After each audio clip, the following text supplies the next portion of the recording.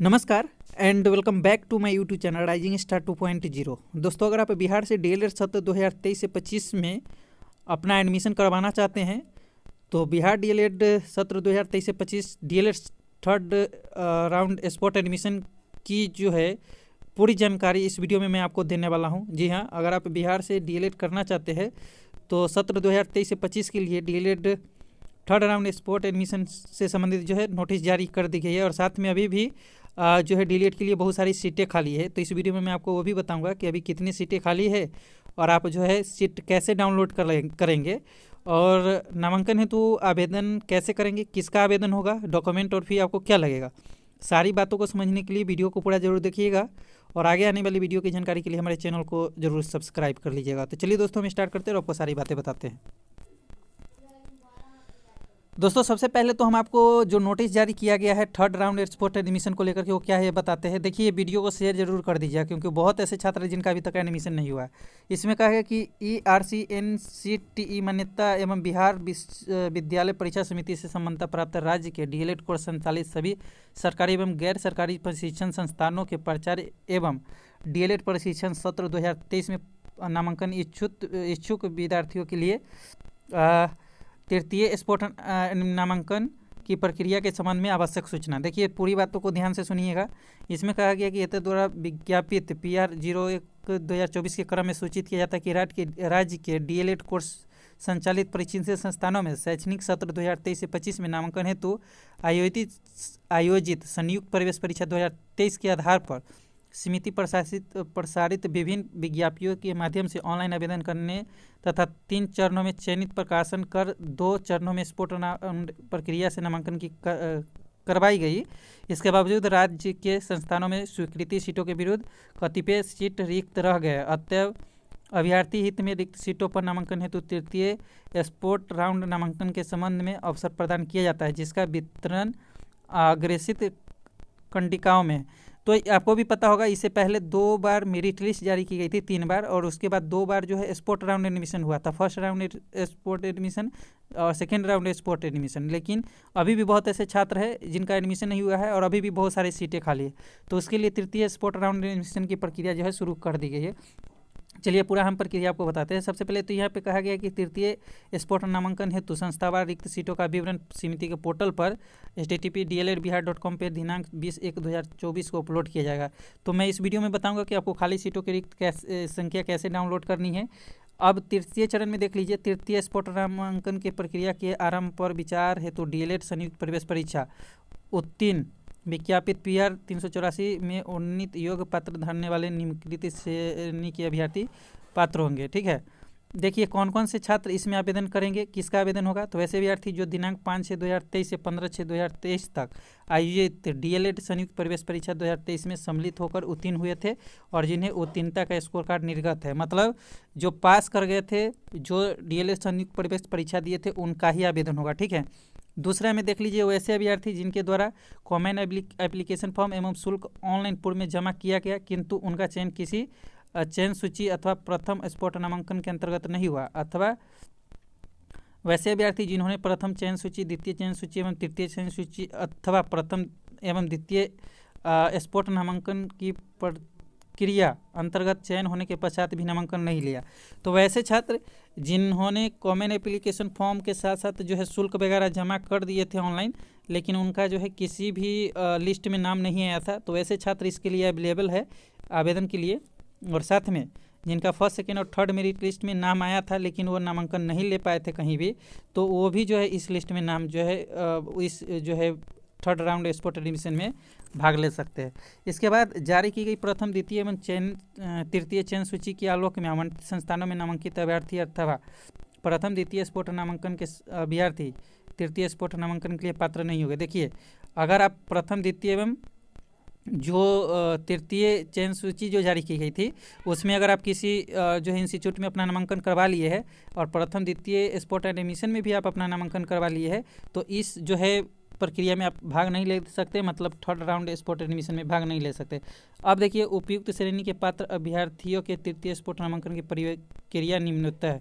देखिए, सबसे पहले आपको करना क्या पड़ेगा, इच्छुक अभ्यर्थी सर्वप्रथम समिति के पोर्टल पर जाकर संस्थावार सीटों की संख्या से अवगत हो लेंगे। अभ्यर्थी सीमित पोर्टल पर जाकर के लॉगिन कर स्पॉट नामांकन हेतु अपना CFA फॉर्म डाउनलोड करेंगे।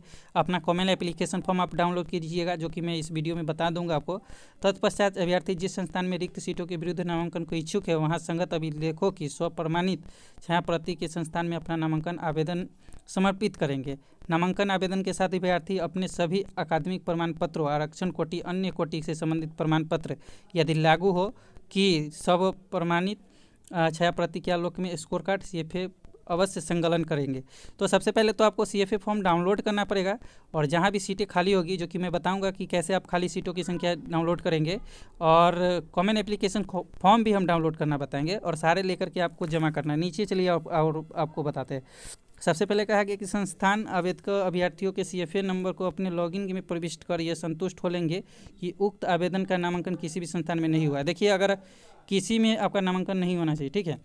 5 नंबर में देखेंगे तो कहा गया कि सरकारी संस्थानों में नामांकन हेतु क्षैतिज आरक्षण क्रम में जिन श्रेणी में सीट के विरुद्ध एक भी अभ्यर्थी क्वालिफाई नहीं किया है, तो वैसे सीटों के विरुद्ध उस आरक्षित जाति कोटि को के अभ्यर्थी को ही मेगा सूची के अनुसार चयनित अभ्यर्थियों के अनुसार नीचे ठीक हो उसका चयन नामांकन प्रक्रिया पूर्ण की जाए। मतलब कि बहुत ऐसे सरकारी कॉलेज है जहाँ पे आरक्षण कोटि के तहत सीटें खाली रही, तो उसमें सिर्फ आरक्षण कोटि वाले छात्रों का ही जो है मतलब एडमिशन होगा। नेक्स्ट देखेंगे तो कहा गया है कि SC ST EBC BC में अभ्यर्थी उपलब्ध नहीं होने पर उनके स्थान पर किस जाति के कोटि के लिए सीट परिवर्तित किया जाना है।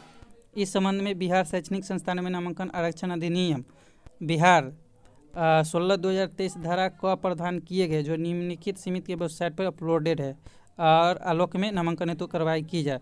देखिए, अगर SC ST और EBC के सीटों पर अगर वो जो है उपलब्ध नहीं होते अभ्यर्थी नामांकन के लिए, तो फिर उसके स्थान पे दूसरे जाति को भी एडमिशन के लिए दे दिया जाएगा समय, ठीक है। नीचे चलिए, नीचे अगर देखेंगे तो तृतीय नामांकन हेतु रिक्त सीटों का विवरण समिति के पोर्टल पर अपलोड करने की तिथि 20/1/2024 आज कर दी गई है। मैं बताऊंगा कैसे डाउनलोड करना है। इसके बाद अभ्यर्थी द्वारा संस्थान में आवेदन जमा करने की तिथि 20/1/2024 से 22/1/2024, मतलब 2 दिन का आपको समय दिया गया है, 22 तक आपको जमा कर देना है।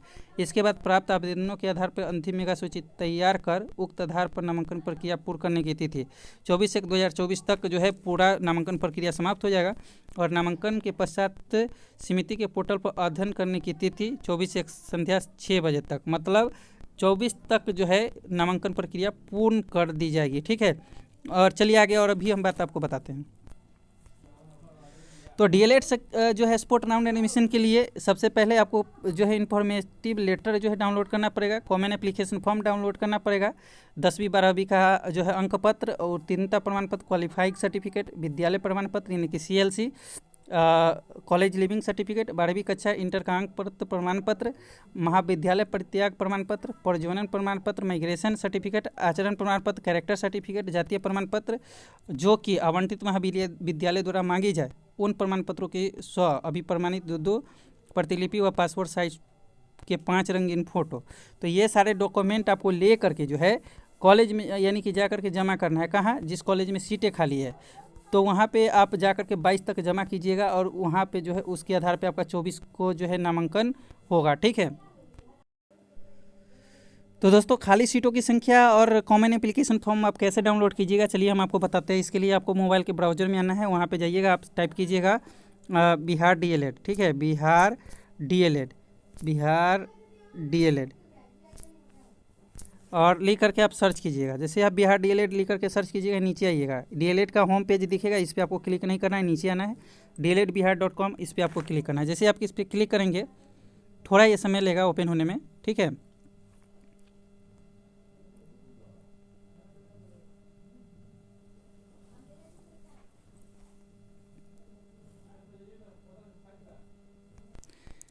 अब आप नीचे आइएगा और लॉगिन के बाद ये पेज खुलेगा, तो मैं इस वीडियो में के डिस्क्रिप्शन बॉक्स में इस वेबसाइट का लिंक दे दूंगा। आप यहाँ पे आएंगे, नीचे आपको जो है vacancy seat for sport round 3rd admission यहाँ पे आपको दिख जाएगा, और नोटिफिकेशन भी दिख जाएगा जो मैंने अभी आपको बताया। एक और चीज़ कि अगर आप हेल्पलाइन नंबर पे बात करना चाहते हैं तो इस पर आप कर सकते हैं, 2 नंबर दिया गया है। और आपको जो है कॉमन एप्लीकेशन फॉर्म डाउनलोड करने के लिए यहाँ पे अपना रोल नंबर देना होगा, जो एडमिट कार्ड पे होगा, डेट ऑफ बर्थ दीजिएगा, सबमिट कीजिएगा, आपका कॉमन एप्लीकेशन फॉर्म जो है डाउनलोड करने का ऑप्शन आ जाएगा। खाली सीटों की संख्या के लिए आप इस पर क्लिक कीजिएगा, जो vacancy seat sport 3rd round के लिए है, अब दोस्तों जैसे इस पर क्लिक कीजिएगा, यहाँ पे वैकेंसी सीट का जो लिस्ट का PDF है वो डाउनलोड होकर के आ जाएगा। यहाँ पे इंस्टीट्यूट का नेम दिख जाएगा, कितने सीटें खाली है, किस जिला में खाली है। गवर्नमेंट कॉलेज का आपको पहले सबसे ऊपर दिख जाएगा। यहाँ पे गवर्नमेंट कॉलेज का डिटेल्स देख लेंगे तो गवर्नमेंट यानी कि टोटल जो है 100 सीटें खाली है, ठीक है। नीचे अगर आप आएंगे तो यहाँ पे प्राइवेट जो है कॉलेज दिख जाएगा।